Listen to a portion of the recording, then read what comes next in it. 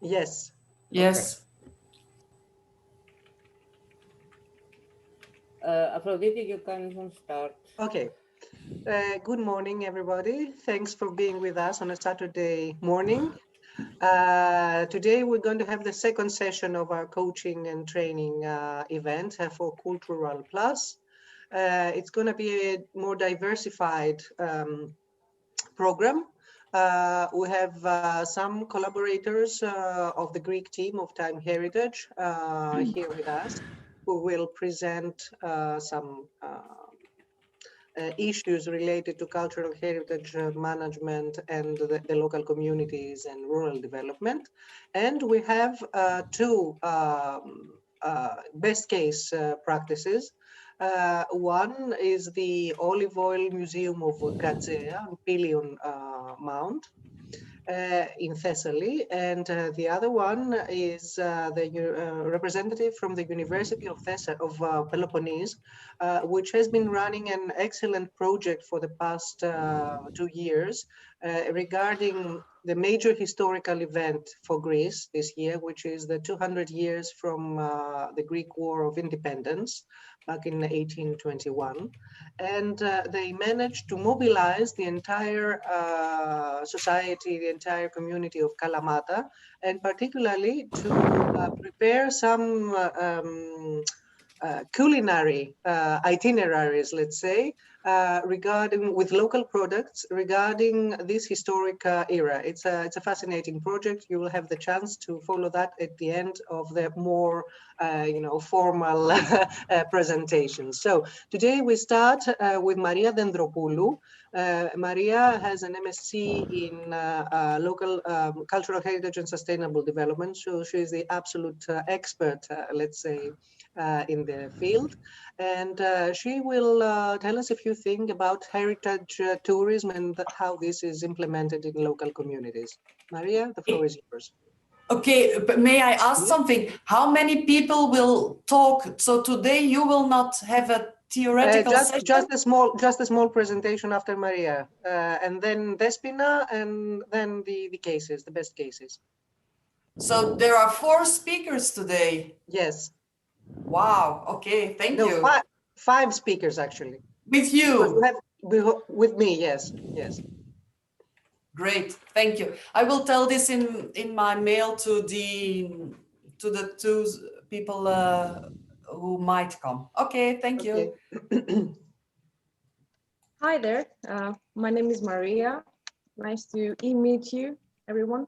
I'm sharing from my home, so you can see something from my everyday life. I'm not in an office. I will start sharing my screen at the moment. We are about to talk about tourism and cultural heritage. I will be very quick because I just want you to keep a few things which are going to be the backbone of today's presentation practically. Please let me know if you can see what I have here on my screen. We can, but you can also press, yes, that's it. Great. So today we are going to talk about cultural heritage and tourism. And I guess we all know what is cultural heritage. It's one of the most important things in our lives. It's what we inherit. And Greek heritage and Greek history and landscape jointly made up the myth of contemporary Greece. So this historical continuity since antiquity until today has been practically the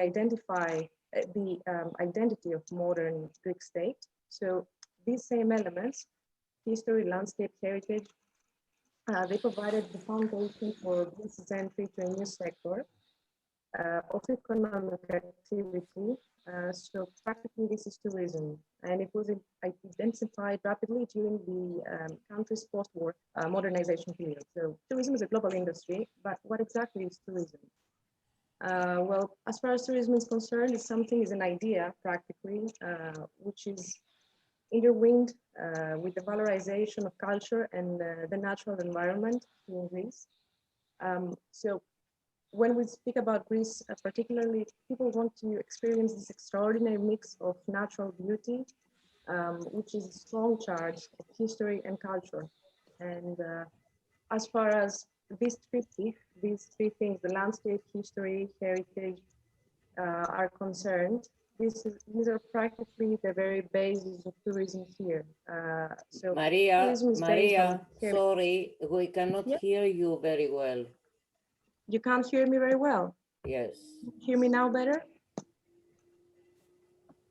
I will speak closer to the Yes. microphone, maybe now More better. closer And no so quickly. and more slowly, yeah, because έχουμε θέμα να δεν καταλαβαίνουμε. Εγώ δεν τα παρακολουθώ όλα, δυστυχώς. Επειδή δεν ακούγεσαι καλά, μιλάς και πολύ γρήγορα και δεν είναι εύκολο να γίνεις κατανοητή. Let me see if I can.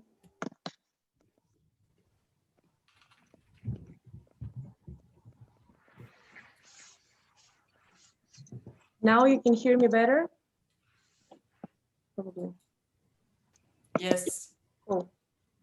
Okay, so do you follow me so far?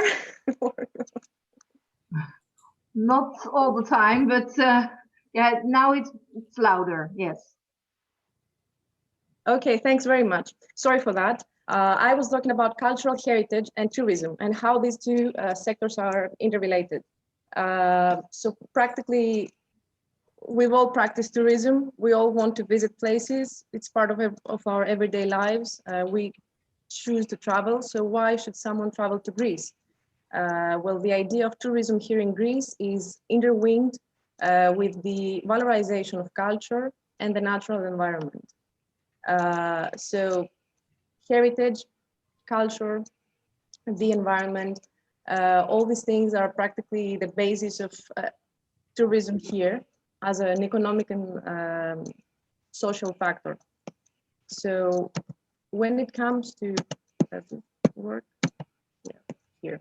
So cultural tourism in the European Union, yes, this thing happens as well. Tourism with an aim to visit cultural heritage sites. So according to the European Commission, it is estimated that cultural tourism accounts for 40% of all European tourism. Since 4 out of 10 tourists choose their destination based on its cultural offering.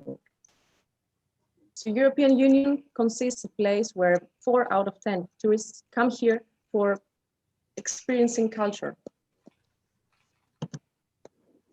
Indeed, under this spectrum, we can believe that cultural tourism can be a driving force. So it will be the main driver for the recovery of the European tourism sector, especially for international tourists from outside Europe that are always attracted to experience European cultural heritage assets and sites. A specific and targeted campaign and support is therefore needed by the European institutions and European member states towards investments in sustainable cultural tourism, development, and promotion. So that's the key now, from cultural heritage tourism to cultural tourism. So now we move on to the sustainable cultural tourism. So you can see the interrelation between these things. For us to achieve sustainable cultural tourism, there should be intangible heritage, industrial heritage, interpretation facilities, innovation and digitization, which is very fashionable at the moment. Everything turns digital, from analog to digital. And of course, the European cultural roots, well, maybe they can be even from country to country, not only within one country, as well as the contribution of cultural and creative industries. We can always use the industry. And of course, cultural and creative tourism, with sustainable mobility and accessibility towards smart destinations in Europe, including culture and creativity. So these are specific topics.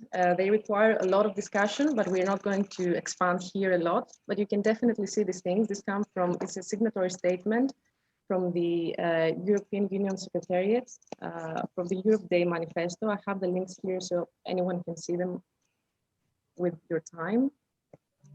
And there may be also some challenges when it comes to tourism. So sometimes we've heard about things such as overcrowding, cultural appropriation, and loss of authenticity. Maybe sometimes, it's not the case always. these may result to a damage of residents' day-to-day lives, as well as damage to the area's culture and heritage. All these are called, in a nutshell, over-tourism, and they may have a negative impact.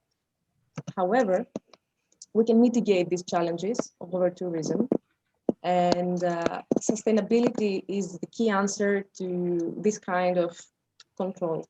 So sustainability requires balance between the economy, social and cultural, as well as environmental life, hence sustainability. And there is also an ethical dimension to this too. It is ethical to act in a sustainable way. So when it comes to sustainable cultural tourism, this offers a new perspective. The places of cultural heritage and the local communities are placed at the center, at the very center of decision making. It's a new concept.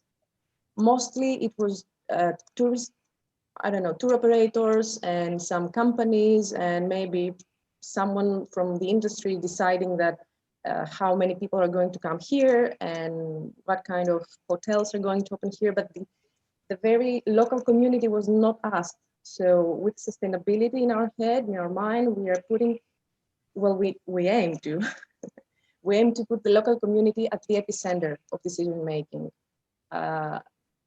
because they should not be heard. They should be heard. So this is a valuable resource, Europe's cultural heritage, for tourism, education, employment, so sustainable development ultimately. It's a vital part for a region and its macro economical development with strategies.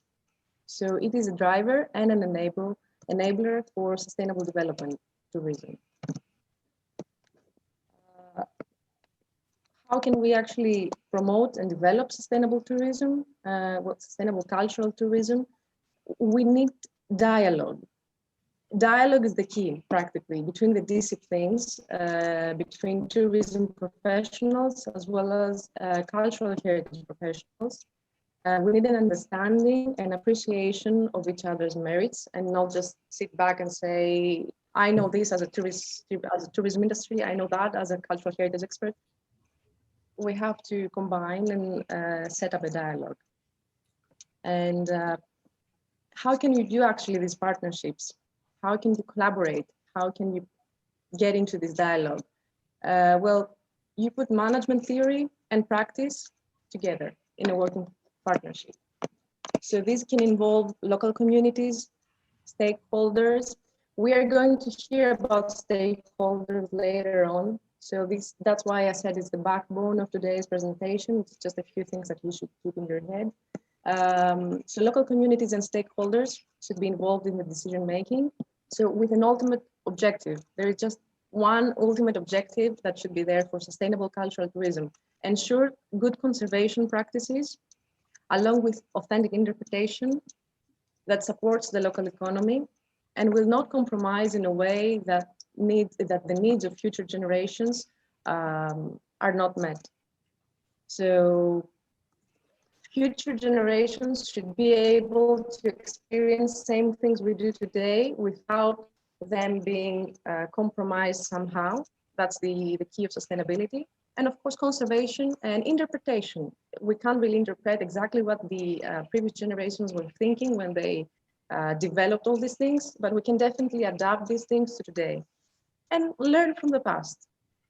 So all these apply to sustainable development goals. I'm sure you've heard of them. And let's see how these apply to the tourism as well.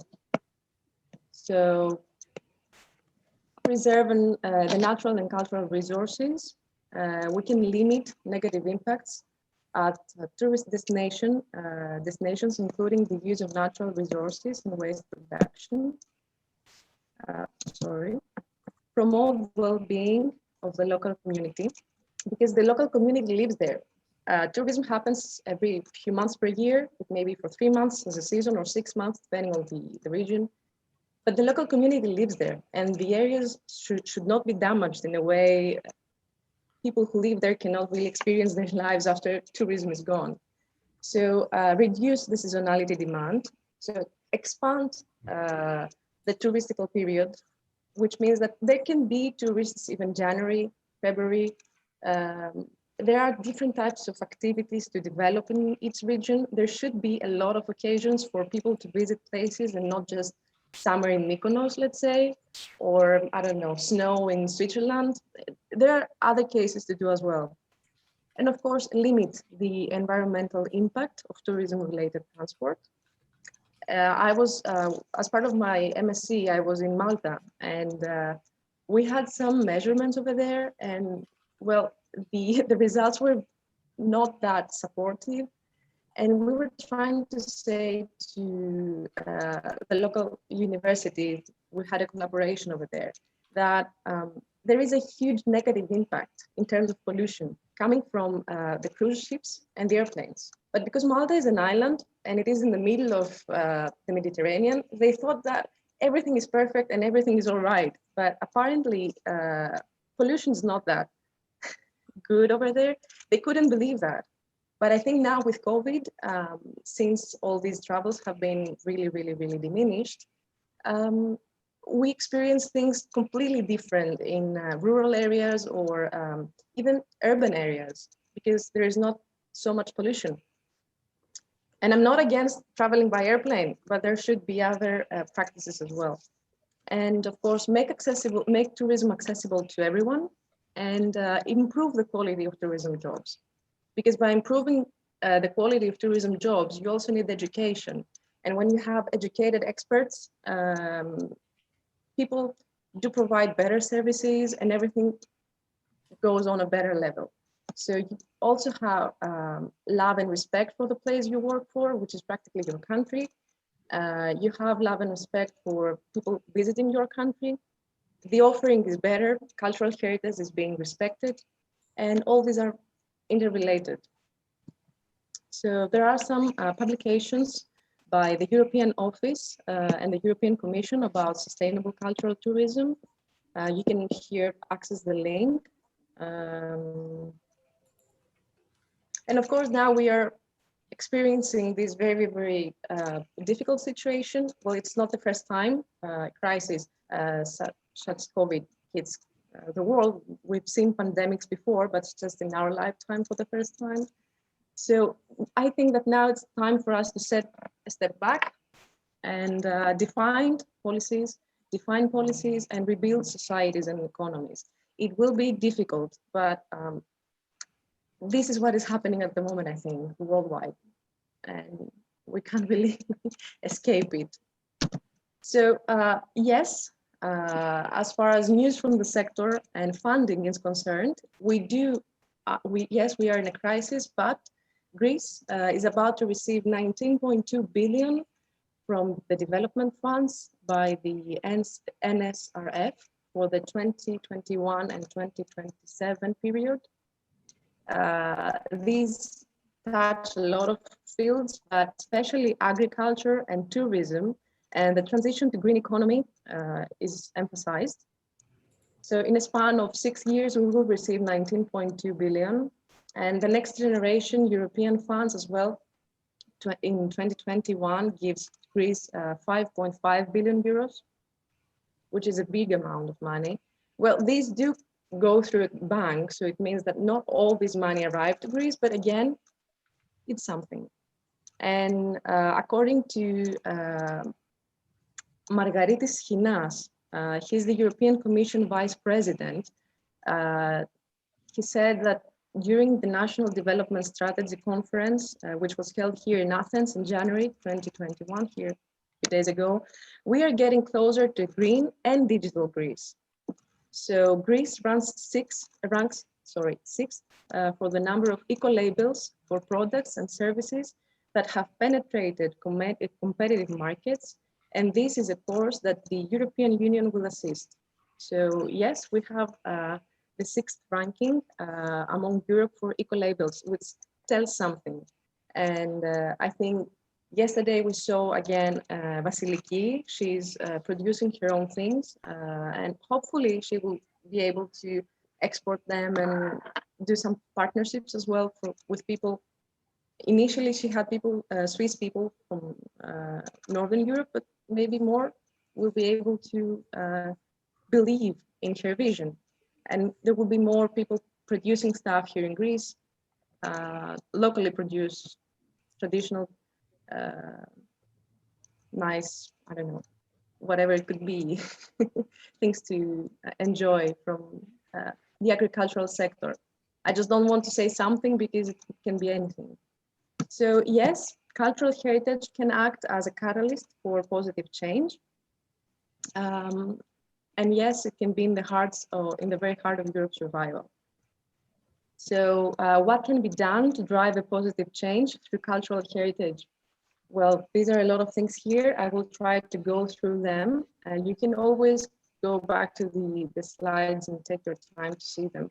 So we should have a holistic approach and plan for the long term.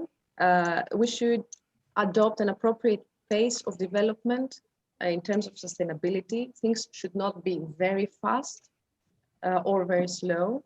We should involve stakeholders and the industry. We should use the best available knowledge. It's the 21st century, there's no excuse. We should minimize and manage risks, and we should be thinking about impacts in terms of costs. And we should have limits as well, and we should have monitoring. We should practice continuous monitoring. So yes, thanks a lot for watching. And you can always find out about your local culture and be proud of it. So this reflects on all endeavors.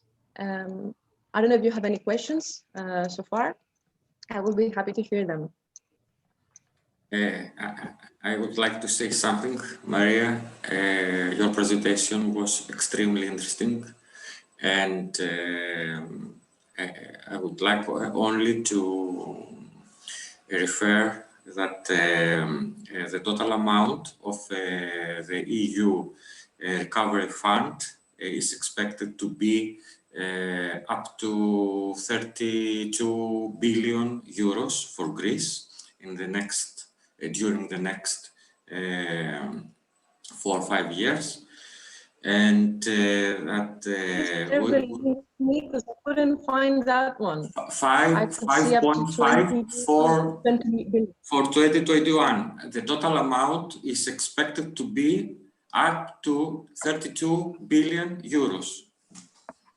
32 billion. The next during the next 4 or 5 years is a very impressive amount of money, and that nowadays we have the opportunity, all the municipal authorities have the opportunity to submit proposals to the national funding program, development program, named as Antonis Tritsis, which has some specific axes and measures regarding the cultural heritage.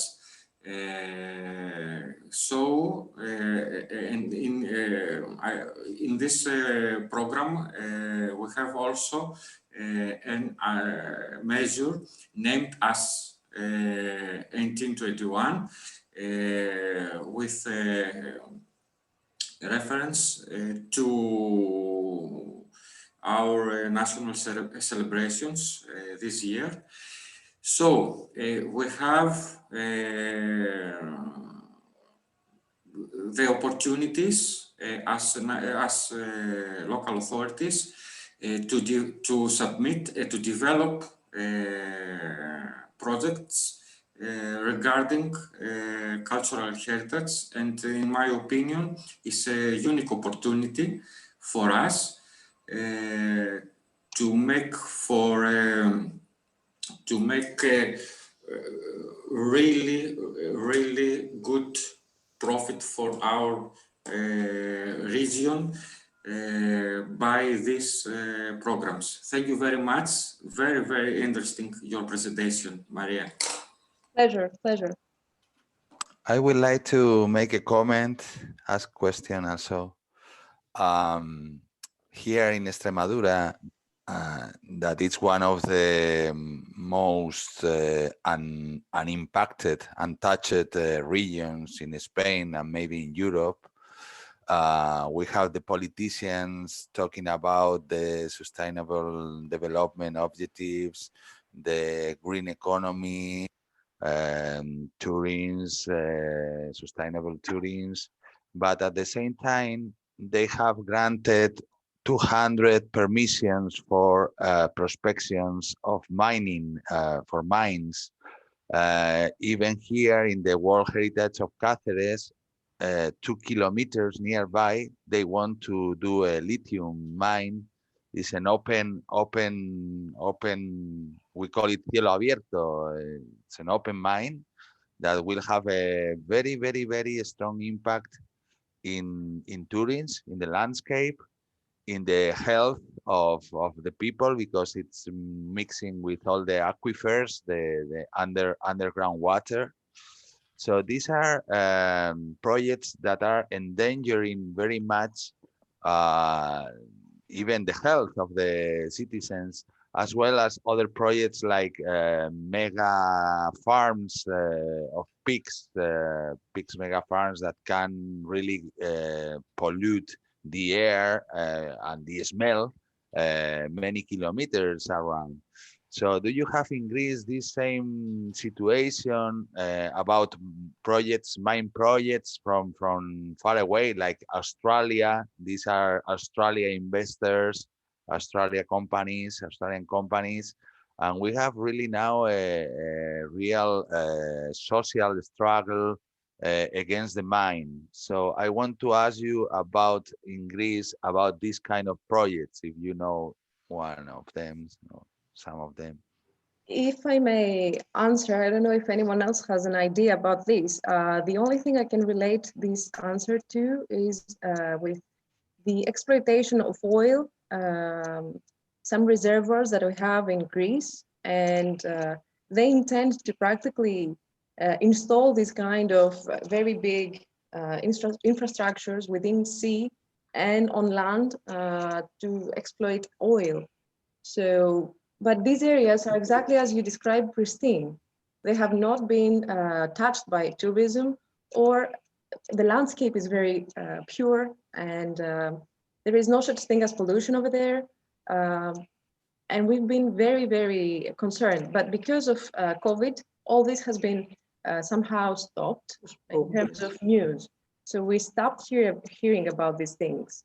But I'm sure because they've been doing some tests to see what's there in the underground, see the quality of oil, because Greece is a rock. So underneath there are a lot of things to discover in terms of oil.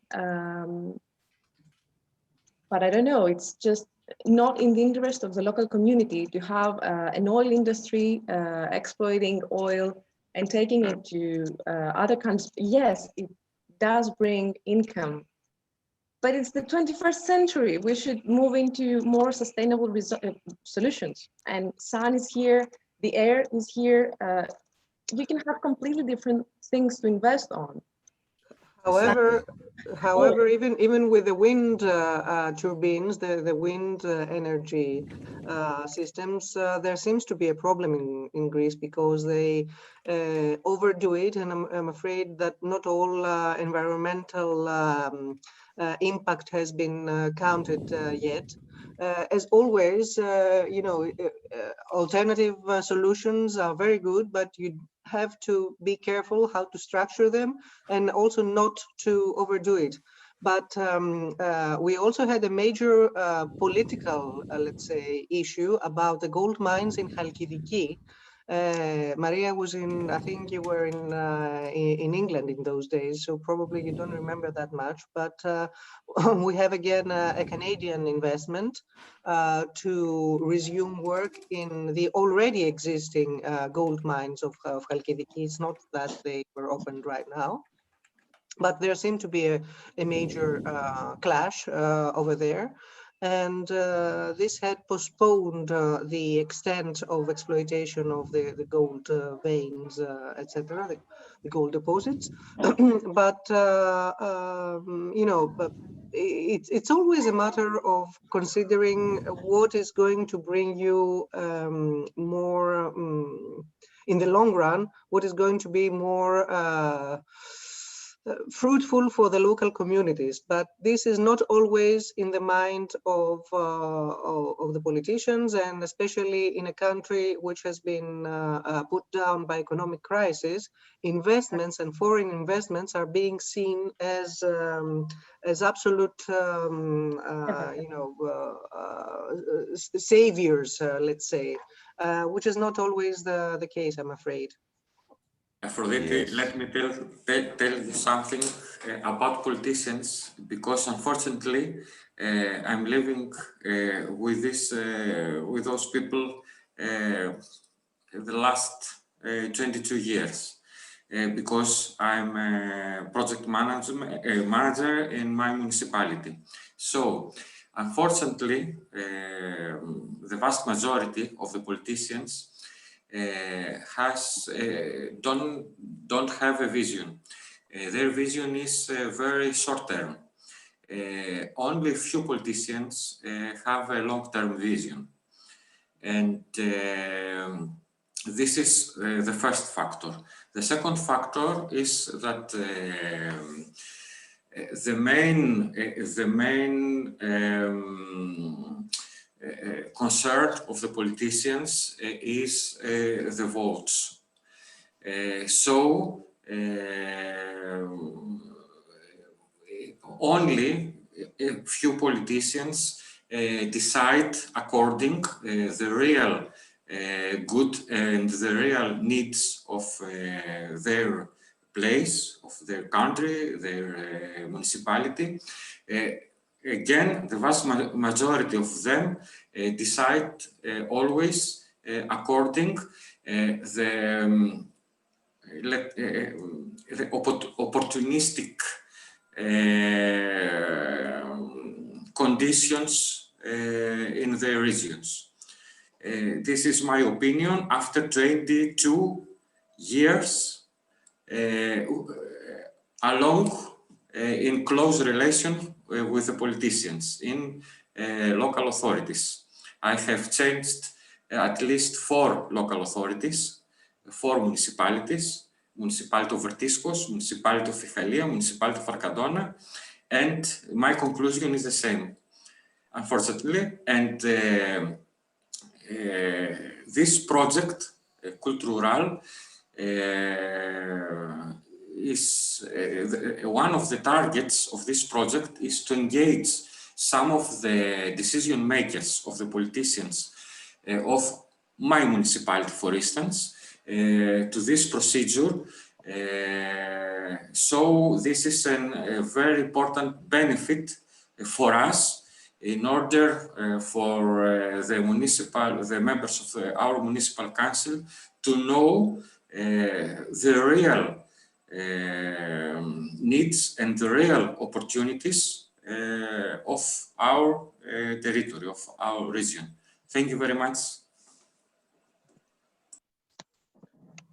Yes, just to finish, if you want to finish, to continue, the COVID may stop some projects, but what it certainly stopped is also the social struggling, because it's very difficult to manifestate, to go by thousands in the street and say no to those projects. Also, there is another theme very important in these times, that is the huge amount of information and disinformation. It's one never knows now what kind of information is true, is not true, it's fake. So we are in the era of post-truth. It's the objective facts are less important than the emotional discourses. That happens a lot with the COVID crisis, but also with the mine projects. they say exactly the employment is one thing that the local communities will consider as one of the most important. So they say we are going to create so many hundreds or thousands of employments. And normally it's easy to know that it's not going to be true because you have another example of mining very close. But it's hard to get the people to understand that that is fake, and to understand what are the real dangers of this kind of projects. So mobilizing people, it's an effort very, very hard. You can stop the battle, but after the company will again submit a proposal for prospection, for example, and if the politician don't protect the area, they will start again, and you had to start again to mobilize thousands of people to stop the project. So these are really challenges for us in these times. Okay. Okay, if this is a very interesting topic and we can sit here and discuss forever, but maybe we can finish with the presentations, and then whoever wants, we can stay up and maybe start drafting also strategies for these things, because I can understand they're more or less similar in most countries. Okay, so you will have to put up with me for a very short presentation.